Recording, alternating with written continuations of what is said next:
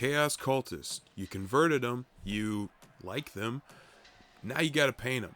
At least that's what I'm going to be doing in this video. But first, I'm going to quickly base these models with just construction sand and super glue, covering up the slata bases and just tying the model in with the base.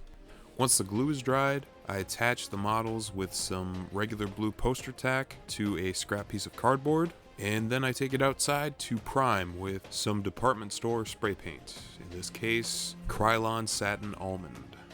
I plan to honor the general paint scheme from the box art for these cultists, but instead of using the proprietary sort of expensive paints that they suggest on the back of the box, I'm going to work with what I got, which is my collection of 50-cent to $2 bottles of craft paint. I make a somewhat comprehensive list of what on each model needs to be painted what specific color, so hopefully I can knock these out a little bit faster than just kind of making it up as I go.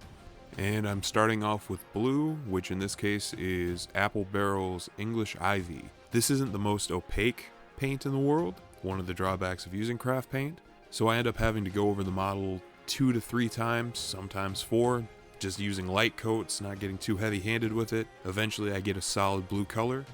That's another reason why I primed with a lighter color instead of black, because if I use black, none of these colors would show up. For the khaki and tan parts of the model, I am using Folk Art's Butter Pecan.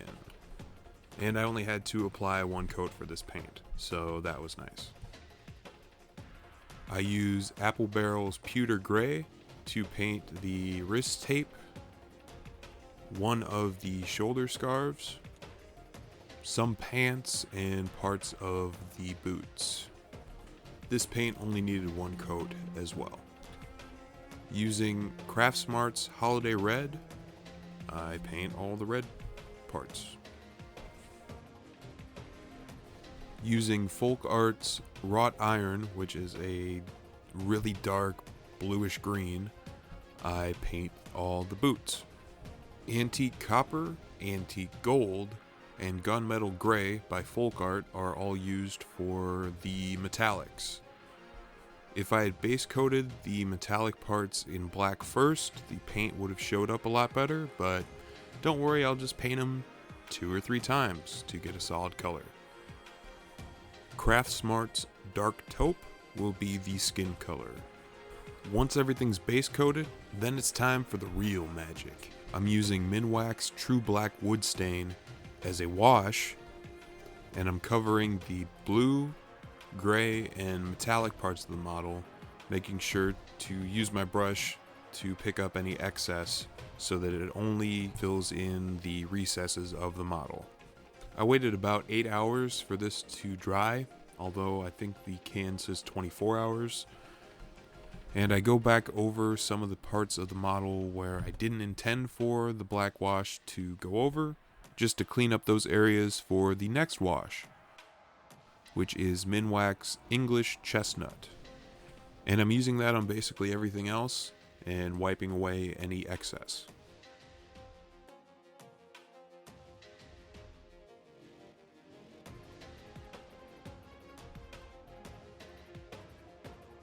I let that dry for 24 hours just to be safe, and do very minor edge highlighting with the base coat colors. On a few I add just a tiny bit of white to make them stand out a bit more. And then I paint the bases, which I base coat with Folk Art Burnt Umber, and then dry brush with Apple Barrel Territorial Beige.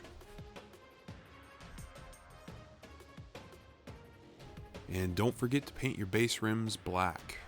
I blue tack the models back to that piece of cardboard and take them back outside to seal with Krylon Matte Finish. This will dull down all of the gloss from the Minwax stains, which will show me more places I need to touch up with some extra paint. And to add a bit of shine back to the metallic parts, I just very lightly go over them with some more of that Minwax True Black. And instead of agonizing over every tiny detail, I'm going to call these cultists done and painted.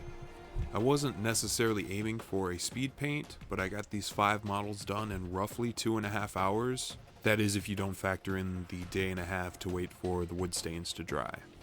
I plan to make more videos converting and painting cultists, so if you enjoyed this sort of content, consider subscribing.